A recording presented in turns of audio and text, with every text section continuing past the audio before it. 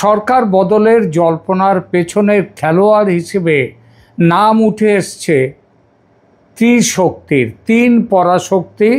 তাদের মধ্যে এবার প্রথম নামটি ভারতের এবং সঙ্গে আমেরিকা, তারপর চীন, এবং এদের সঙ্গে আছে দেশের অভ্যন্তরীণ রাজনীতি, অর্থনীতি এবং আনুষঙ্গিক অন্যান্য সমস্যা। একটা সময় ভারত ভেবেছিল শেখ হাসিনার পর যে রাজনৈতিক বাস্তবতা তৈরি হবে সেটাকে তারা ম্যানেজ করতে পারবে।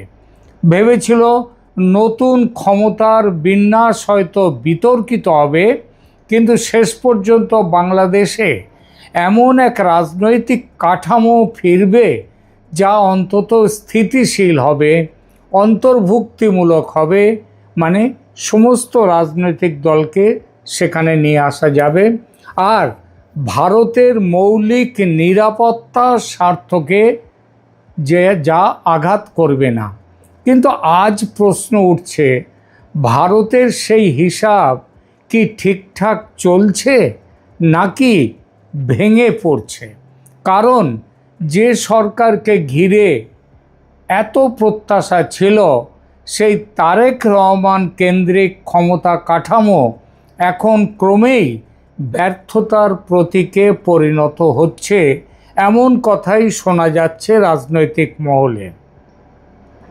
দেশের অর্থনীতি ভয়ঙ্কর চাপের মধ্যে, সাধারণ মানুষের জীবন দুর্বিষহ, রাজনৈতিক স্থিতিশীলতা ফেরেনি, বরং অনিশ্চয়তা বেড়েছে।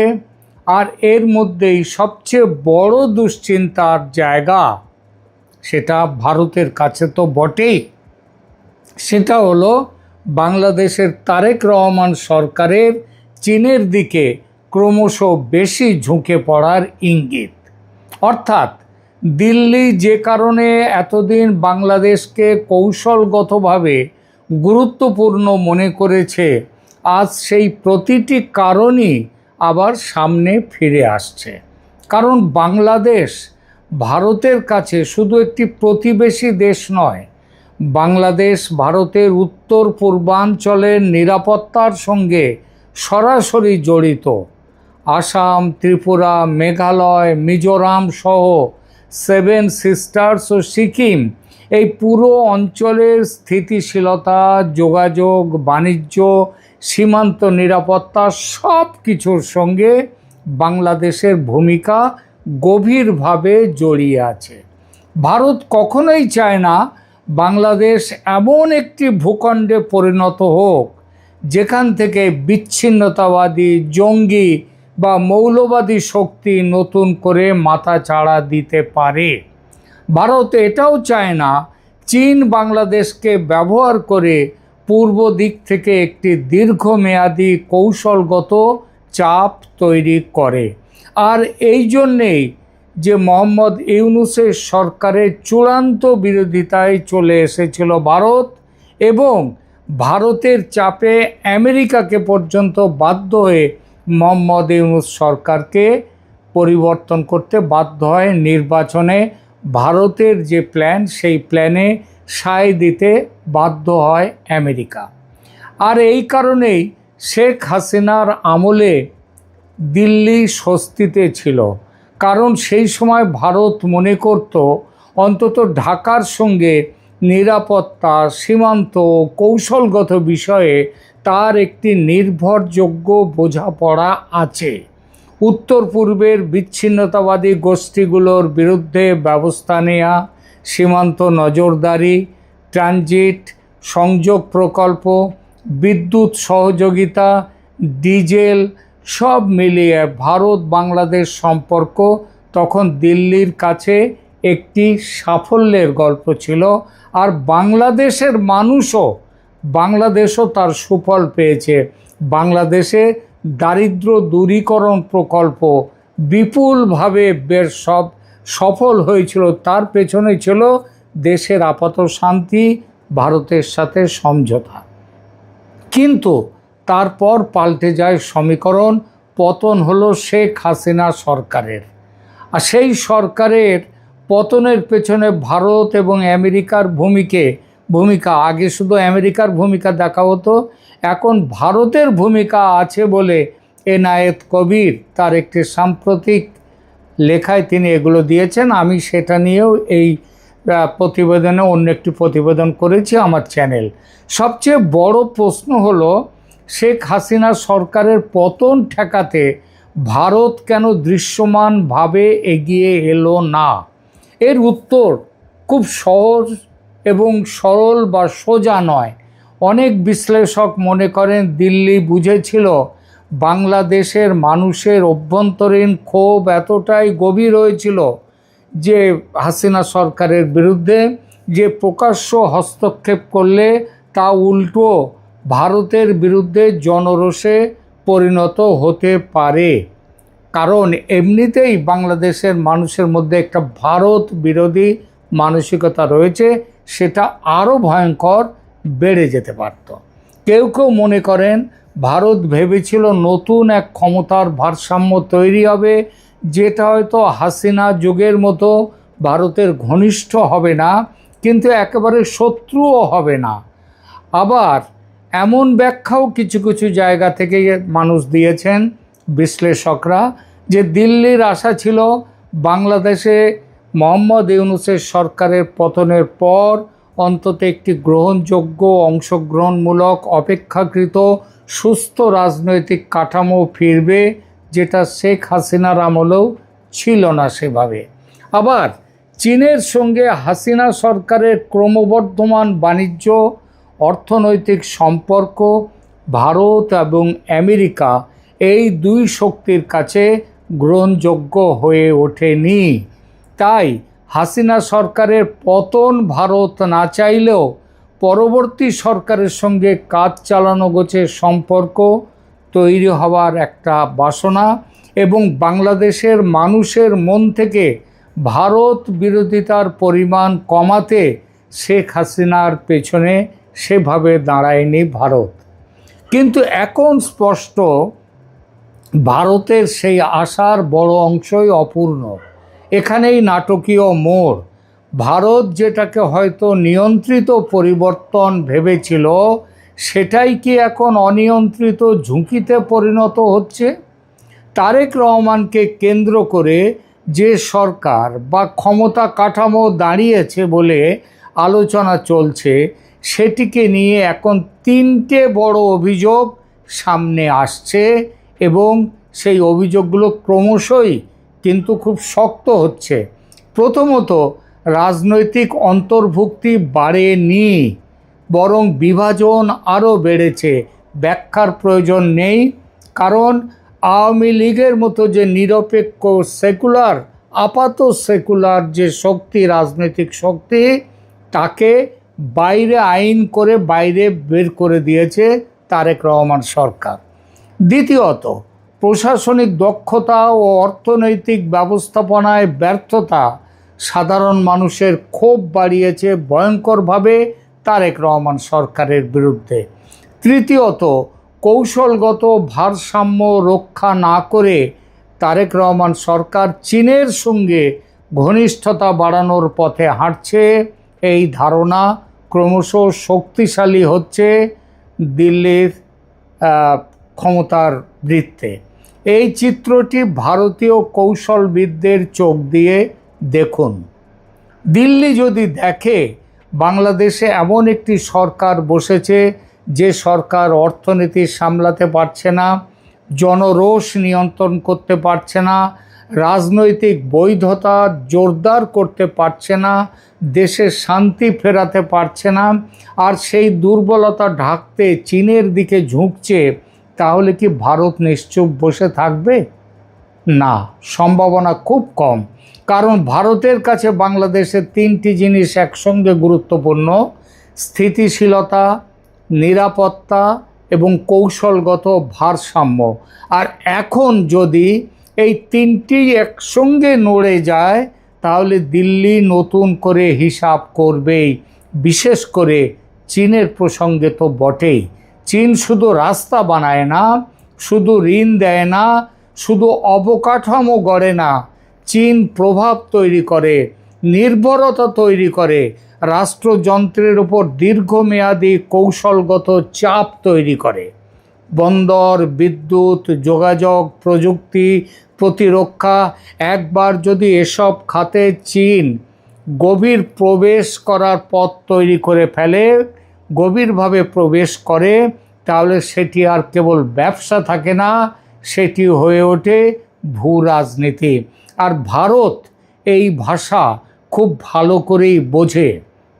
দিল্লি জানে বাংলাদেশ যদি এমন পথে এগোয় যেখানে অর্থনৈতিক বিপর্যয় সামাল দিতে গিয়ে সরকার চীনা সমর্থনের ওপর ক্রমশ নির্ভরশীল হয়ে পড়ে, তাহলে আগামী কয়েক বছরে গোটা পূর্বাঞ্চলীয় কৌশলগত মানচিত্র বদলে যেতে পারে। তার সঙ্গে আরও একটি আশঙ্কা জুড়ে দিন, অর্থনৈতিক কষ্ট বাড়লে, রাজনৈতিক বৈধতা কমলে, রাষ্ট্রশক্তি দুর্বল হলে সবার আগে কারা সুযোগ নেয়? সংগঠিত মৌলবাদী শক্তি, উগ্র মতাদর্শ আর অন্য দেশের ছায়া।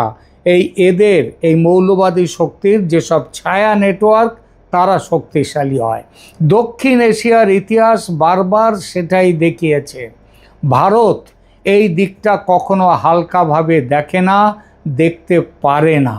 কারণ দিল্লির কাছে বাংলাদেশের অভ্যন্তরীণ অস্থিরতা কোনো অভ্যন্তরীণ বিষয় নয়, সেটি সরাসরি ভারতের সীমান্ত, নিরাপত্তা এবং উত্তর পূর্বাঞ্চলের স্থিতির সঙ্গে জড়িয়ে যায়। ভারতের পেটের মধ্যে ভৌগোলিক অবস্থান যে দেশের, সেই দেশ অসুস্থ হলে তার প্রভাব ভারতের সারা শরীরে পড়বেই। এখন প্রশ্ন হলো, তাহলে কি করবে ভারত? বিকল্প সরকার প্রতিষ্ঠার আলোচনা কি সত্যিই শুরু হয়ে গেছে? অফিশিয়ালি কেউ বলবে না, এ কথা বলতে পারে না। দক্ষিণ এশিয়ার ক্ষমতার রাজনীতি এমনই। এখানে সরকার বদলাও এই শব্দটি খুব কম ব্যবহৃত হয়, তার বদলে বলা হয় জাতীয় সমঝোতা, অন্তর্বর্তী ব্যবস্থা, গ্রহণযোগ্য নির্বাচন, স্থিতিশীলতা পুনরুদ্ধার, রাজনৈতিক পুনর্বিন্যাস। কিন্তু ভাষা যাই হোক, বার্তা একটাই। ভাষার মারপ্যাচ সরিয়ে দিলে বার্তা দাঁড়ায় বদল চাই, বদলানো চাই। যদি বাংলাদেশের বর্তমান তারেক রহমান সরকার ভারতের কাছে অ্যাসেট না থেকে লায়াবিলিটি হয়ে ওঠে, তাহলে দিল্লি নতুন বিকল্পের দিকে তাকানো শুরু করেছে।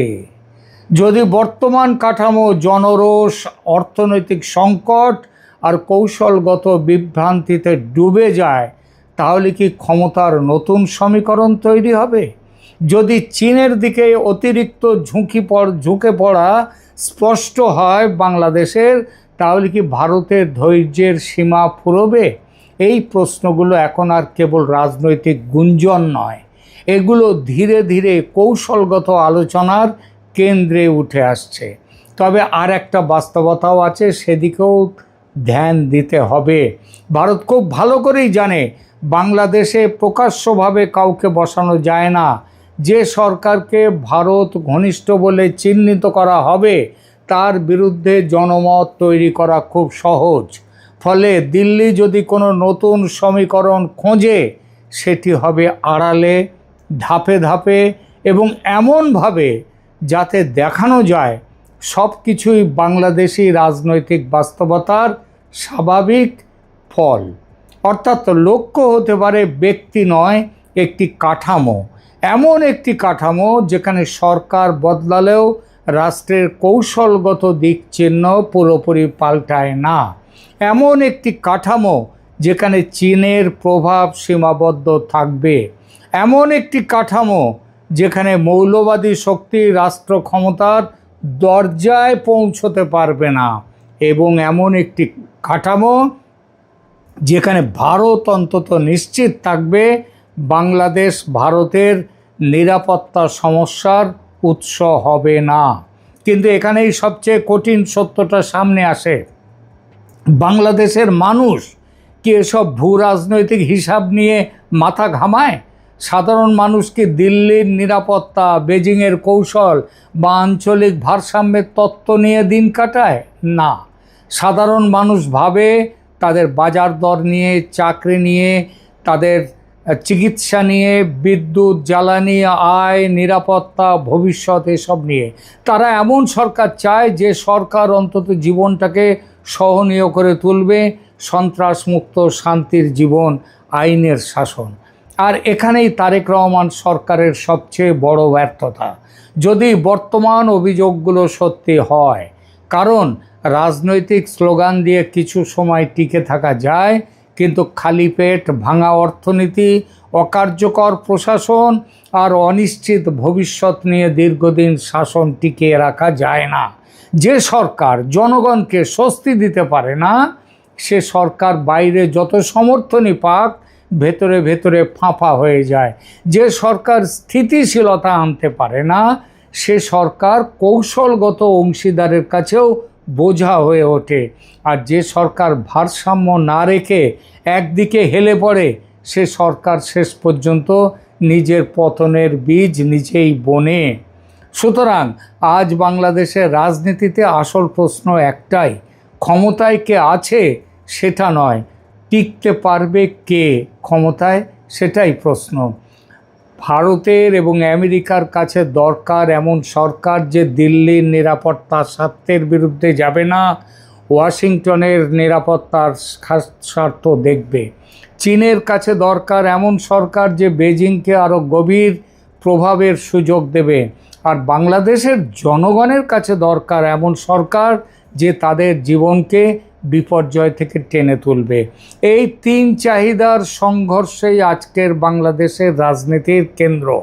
এবং যদি বর্তমান সরকার এই তিন দিকের একটিও সামলাতে ব্যর্থ হয়, তাহলে বিকল্প ক্ষমতার আলোচনা আর গোপন থাকবে না, সেটি হয়ে উঠবে প্রকাশ্য রাজনৈতিক বাস্তবতা। বাংলাদেশ এখন শুধু একটি দেশের অভ্যন্তরীণ সংকটের মধ্যে নেই, বাংলাদেশ এখন দাঁড়িয়ে আছে এক ভূ রাজনৈতিক সড়ক বাতির সামনে। একদিকে ভারত, আমেরিকা, অন্যদিকে চীন, আর মাঝখানে ক্ষুব্ধ জনগণ, ভাঙা অর্থনীতি এবং ক্ষমতার নির্মম অঙ্ক। এখন দিকে দেখার বিষয়, এই অঙ্ক কে মেলাতে পারে। তারেক রহমান সরকার প্রতিষ্ঠার ঠিক আগে ও পরে যেভাবে বন্ধুত্ব ও সহযোগিতার বার্তা নিয়ে এগিয়ে এসেছিল ভারত, হঠাৎই সেই আশা থমকে গেছে। গঙ্গা জল বন্টন চুক্তির নবায়ন, তিস্তা প্রকল্প চুক্তি থমকে গেছে। ভিসা ব্যবস্থা সরলীকরণ হাসিনার আমলের মতো হওয়ার কথা ছিল, কিন্তু হয়নি। ট্রান্সশিপমেন্ট স্বাভাবিক হয়নি, ব্যবসা বাণিজ্য সেগুলোও স্বাভাবিক হয়নি। আরও অজস্র বিষয় রয়েছে। একটা অদৃশ্য কাঁটা সম্পর্কে রসায়নকে সহজ হতে দিচ্ছে না। এই কাঁটা যে শুধু দুই দেশের সম্পর্কের পথকে রক্তাক্ত করছে তা নয়, বাংলাদেশের মানুষের জীবনেও সংকট তৈরি করছে। সরকারের ওপর আস্থা হারাচ্ছে মানুষ। আর ইন্ডিয়ার ইতিহাস বারবার দেখিয়েছে, যে সরকার নিজের জনগণের আস্থা হারায়, সে সরকার শেষ পর্যন্ত শুধু বিরোধীদের কারণে পড়ে যায় না, পড়ে যায় তার ব্যর্থতার ওজনে। বাংলাদেশের আকাশে নতুন পরিবর্তনের মেঘ এখনও প্রকাশ্য নয়, তাহলেও মনে রাখতে হবে সেটা যে কোনো একদিন প্রকাশ্য হবেই। আর হঠাৎ এটা তৈরি হয়নি একদিনে, সেটা তৈরি হয়েছে ভুল হিসাব, ব্যর্থ শাসন, বাড়তে থাকা জনরস আর বিপজ্জনক কৌশলগত ভুল বোঝাবুঝির ওপর দাঁড়িয়ে। শেষ কথা একটাই, বাংলাদেশ এখন শুধু সরকার টিকে রাখার লড়াই চলছে না, বাংলাদেশে চলছে রাষ্ট্রের কৌশলগত দিক নির্দেশনা দখলের লড়াই। আর এই লড়াইয়ে যে পক্ষ জনগণকে হারাবে, প্রতিবেশী ভারতকে হারাতে যাবে, জনগণকে হারিয়ে ফেলবে, সে শেষ পর্যন্ত ক্ষমতাও হারাবে। তারেক রহমান সরকারের সাবধান হওয়ার দিন এসেছে, ভুলগুলো শুধরে নেয়ার দিন এসেছে। সেনাবাহিনীর উপর নিষেধাজ্ঞা বলতে শুধুমাত্র যে বাংলাদেশ সেনাবাহিনী তা না, সেনা, নৌ, বিমান এবং পুলিশ সবগুলোর উপরেই আন্তর্জাতিকভাবে একটা নিষেধাজ্ঞার চক্রান্ত চলছে। তো সেটা কেন চলছে, কিভাবে চলছে, কি হইতে পারে, ডটগুলো মিলিয়ে দিচ্ছি। বাকিটা আপনার আপনাদের চিন্তা চেতনা অভিজ্ঞতা দিয়ে মিলিয়ে দেখবেন যে আমার কথাগুলো সত্য হচ্ছে কি না, বা সত্য হওয়ার সম্ভাবনা কতটুকু। আপনারা সকলেই জানেন যে বাংলাদেশ পুলিশ অলরেডি একটা লেটার দিয়েছে বিভিন্ন জায়গায় যে জঙ্গি হামলা ঘটতে পারে। গতকাল বা গত পরশু আবার সমস্ত বিমানবন্দর রেড অ্যালার্ট জারি করেছে, দেশে 8টি বিমানবন্দরে যে জঙ্গি হামলা হইতে পারে। হ্যাঁ, আজকে আজকে আবার আপনার তারেক জিয়ার যে তথ্য উপদেষ্টা বা কসা জাহিদ নামে যাকে পরিচিত, ডক্টর জাহিদ, তিনি বলেছেন যে দেশে জঙ্গি আছে। আর ঠিক আমাদের স্বরাষ্ট্রমন্ত্রী বললেন যে দেশে জঙ্গি আছে, তবে ওরা নিষ্ক্রিয়, মানে জঙ্গি নিষ্ক্রিয়। একজন বলছেন জঙ্গি আছে, একজন বলছেন জঙ্গি নিষ্ক্রিয়। তো জঙ্গিরা কি নিষ্ক্রিয় থাকে নাকি সক্রিয় থাকে, সেটা বুঝতে আমার মনে হয় কোনো রকেট সায়েন্সের দরকার হয় না। আর জঙ্গি নাই এইটা যেমন বলতে পারবে না, জঙ্গি তৎপরতাও নাই সেটাও আপনি বলতে পারবেন না। আমাদের দেশে জঙ্গি আছে, যেমন হরকতুল জিয়াদ আছে, জেএমবি আছে, লস্কর ই তৈয়বা আছে, জয়শি মোহাম্মদ আছে, হিজবুত তাহিরির আছে, এছাড়াও আরো অনেক ধরনের জঙ্গি সংগঠন আছে, ছোট ছোট ছোট অনেক জঙ্গি সংগঠন আছে। এইসব জঙ্গি সংগঠনের বিভিন্ন নেতাও আছে। তো এখন বিএনপি যেটা বলতে চায় সেটা হচ্ছে যে ভাই, এই জঙ্গি নাটক আওয়ামী লীগ করেছে। তো আমার প্রশ্ন হচ্ছে, জঙ্গি নাটক যদি আওয়ামী লীগ করে, তা 2001 থেকে 2003 সাল পর্যন্ত বিএনপি এবং খালেদা জিয়াও বলেছিল জঙ্গি নাই, দেশে কোনো জঙ্গি নাই। কিন্তু এরপরেই 2004, 5, 6 ওনারা এই যে সাবেক এক জঙ্গি নেতা আব্দুর রহমান, আপনাদের সকলের মনে আছে, বাংলা ভাই, ওনাদের কথা মনে আছে, এদের কারা ধরেছিলেন? শায়েক আব্দুর রহমানকে কার আমলে ধরা হয়েছিল? বাংলা ভাই কার আমলে? সারা বাংলাদেশে একসাথে 500 জায়গায় বোমা বিস্ফোরণ কার আমলে হয়েছিল? কাদের আমলে কোর্টে বোমা বিস্ফোরণে বিচারপতি নিহত হয়েছিল যদি জঙ্গি নাই থাকতেন? তো প্রশ্নটা ওনাকে দেরকে, এই যে বিএনপি আলাদেরকে, যে আপনারা যে বলেন সব ফেসিস্ট সরকার, ফেসিস্ট সরকারের জঙ্গি নাটক, তাহলে আপনাদের সরকারই তো মনে হয় প্রথম ফেসিস্ট। প্রথম ফেসিস্ট আপনাদেরই সরকার। তা না হইলে কেন আব্দুর রহমান বা বাংলা ভাইকে ধরা হয়েছিল তখন? প্রশ্নটার জবাব একটু দিয়ে যাবেন। এছাড়া আপনারা জানেন কিছুদিন আগে মামুনুল হক, মানে কিছুদিন আগে কোথায়, এই 2 বছরের ভিতরে মামুনুল হক, তিনি 8জন প্রতিনিধি নিয়ে আফগানিস্তানের তালেবানদের সাথে বৈঠক করে এসেছেন। এরপরে তালেবানদের এক ডিপ্লোম্যাট, নুরুল হক নূর নামে এক ডিপ্লোম্যাট, তিনি বাংলাদেশে এসে 10 দিন থেকে গিয়েছেন, কিন্তু কেউ নাকি জানে না। পেপার পত্রিকায় লেখা হওয়ার পরেও ইউনুসীয় গভর্নমেন্ট মুখে কুলু পেটে বসেছিলেন। এটা আপনারা সকলেই জানেন। এই যে হাফিজ সাইদের ডান হাত, লস্কর ই তৈয়বার সেকেন্ড ইন কমান্ড, তিনি বাংলাদেশে এসে সমস্ত বর্ডার এরিয়ায় ঘুরে গিয়েছিলেন, কক্সবাজার থেকে টেকনাফ পর্যন্ত, টেকনাফ থেকে তেঁতুলিয়া, রূপসা থেকে পাটুরিয়া, সমস্ত বর্ডার এলাকায় ঘুরে গিয়েছিলেন। এগুলো আপনারা জানেন। এবং এটাও জানেন যে ভারতে যখন গাড়ি বোমা বিস্ফোরণ হয়, তখন টঙ্গীর এক মাদ্রাসা থেকে রাতারাতি 200 ছাত্র, হুজুর, বৈরাগী সহ সব উধাও হয়ে গেছে, আজ পর্যন্ত কোনো খবর নাই। আর জঙ্গি নাই বলেন, এই জসিমউদ্দিন রহমানি, তিনিই তো কিছুদিন আগে, মানে তারেক ভাই আপনার গভর্নমেন্ট আসার আগে আপনার টিভি ইন্টারভিউতে বলেছিলেন যে ব্লগার বা অমুক তমুক এদেরকে হত্যা করার পেছনে ওনাদের হাত আছে এবং এটা জায়েজ আছে, এগুলো উনি বলছিলেন না? এই জসিমউদ্দিন রহমানি, জসিমুল হক বা জিয়াউল হক, এদেরকে ধরেন, এদেরকে ধরলেই কিন্তু জঙ্গি বেরিয়ে যাবে। এখন আসি কেন বলছিলাম যে নিষেধাজ্ঞা আসছে। দেন টিটিপি, যেটা কথা বলা হচ্ছে, টিটিপি টিটিপি টিটিপি, টিটিপির সাথে বাংলাদেশ, টিটিপি কারা? টিটিপি হচ্ছে যে পাকিস্তানের জঙ্গি সংগঠন, যেটা পাকিস্তান সরকারের বিরুদ্ধে সংঘর্ষ করছে। হ্যাঁ, টিটিপিতে লোক বাংলাদেশ থেকে নিয়ে যাওয়া হচ্ছে, ওখানে যুদ্ধ করতে যা মারা গেছে, এইসব নিউজ আপনারা বেশ কিছুদিন ধরে দেখছেন, আগেও দেখেছেন। বাঙালি মারা গেছে টিটিপির হয়ে যুদ্ধ করতে গিয়ে। এখন টিটিপির হয়ে নাকি আরও চলছে। তো এর মধ্যে আমাদের কাছে যতটুকু আছে, বিমান বাহিনী, নৌবাহিনী, সেনাবাহিনী, পুলিশ, ডিজিএফআই, এনএসআই, এই 5 বাহিনী থেকে অলরেডি 475 জনের লিস্ট আছে, এবং তার মধ্যে প্রায় 300 জনকে নজরবন্দি করা হয়েছে, 13 জনকে গ্রেপ্তার, 23 জন হাওয়া হাওয়া হাওয়া হয়ে গেছে, মানে ওরা কোথায় আছে জানে না। এবং এরা সব অ্যারোনট ইঞ্জিনিয়ার, মানে বিমান বাহিনীর প্রশিক্ষিত বিমান পরিচালনা করতে পারে, বিমান চালাইতে পারে, এই ধরনের লোকজন নাকি বেরিয়েছে যারা পলাতক। আপনাদের নির্ঘাত একটু মনে আছে কিছুদিন আগেই একটা প্রশিক্ষণ বিমান পড়েছিল ঢাকার একটা স্কুলে, অনেকগুলো ছাত্রছাত্রী। সেটাকে আপনারা কিভাবে বলবেন যে জঙ্গি নয়, জঙ্গি কর্মকাণ্ড নয়? কেন আজকে দেশে 8টা বিমানবন্দরে রেড অ্যালার্ট জারি করা হয়েছে? কেন রেলওয়ে স্টেশন থেকে শুরু করে সংসদ ভবন অমুক তমুক সব জায়গায় রেড অ্যালার্ট জারি করা হয়? কেন বলা হয় যে রূপপুর পারমাণবিক বিদ্যুৎ কেন্দ্রও হয়তো আক্রমণ হইতে পারে? এগুলো সব একটু মিলান, সব চিন্তা করেন। এটা আমার কথা না, এটা পুলিশের কথা। পুলিশ যেই গোয়েন্দা প্রতিবেদন দিয়েছে সেটা আপনারা সকলেই জানেন এবং দেখেছেন।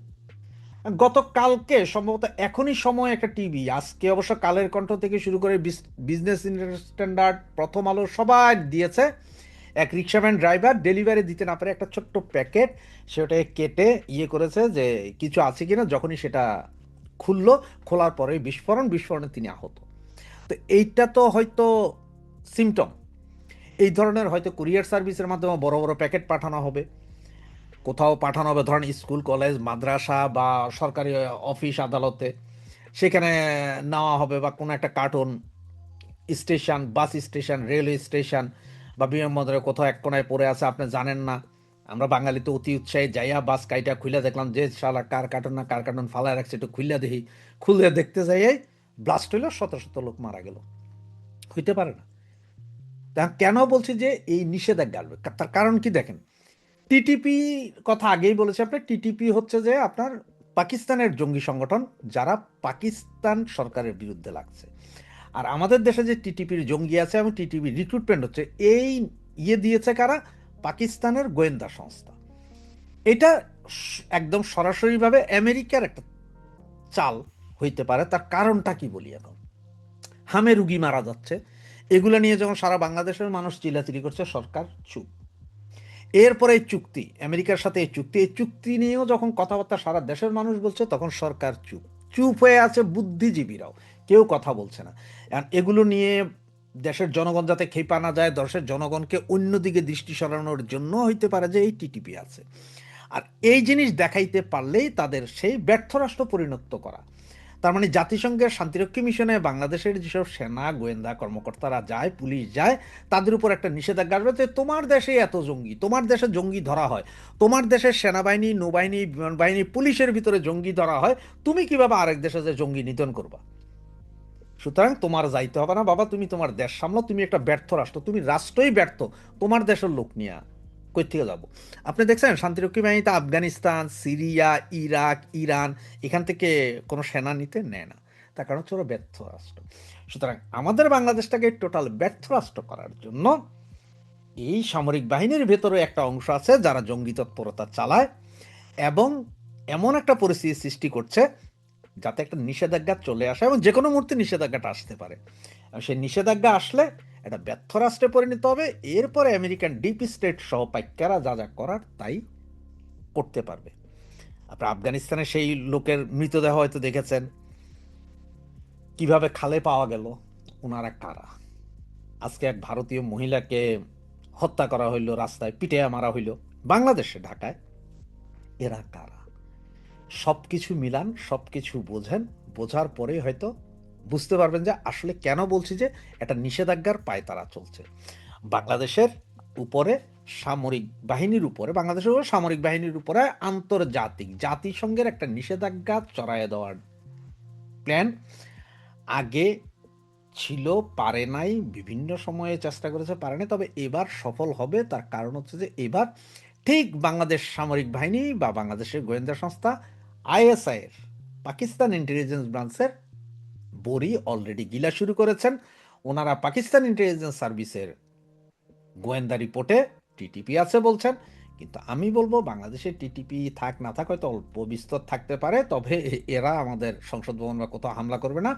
যদি হামলা করেই বাংলাদেশের যেসব আছে জঙ্গি সংগঠন, হরকতুল জিহাদ, জেএমবি, তারপরে জয়সি মোহাম্মদের যা আছে, হিজবুত তাহিরির, এরা করতে পারে। আর এইগুলোরে ধরার জন্য জসিমউদ্দিন রহমানিকে ধরেন, জিয়াউল হক সাহেবকে ধরেন, ওনাদেরকে ধরেন, হাফিজ সাঈদের সেকেন্ড ইন কমান্ড যারা এসেছিলেন, যারা তাদের সাথে বৈঠক করেছেন, তাদেরকে ধরেন, শামসুল হক, মামুনুল হককে ধরেন, যিনি আফগানিস্তান গিয়েছিলেন, এবং আফগানিস্তানে বৈঠক করেছেন, এদেরকে ধরেন সঠিক বেরিয়ে আসবে।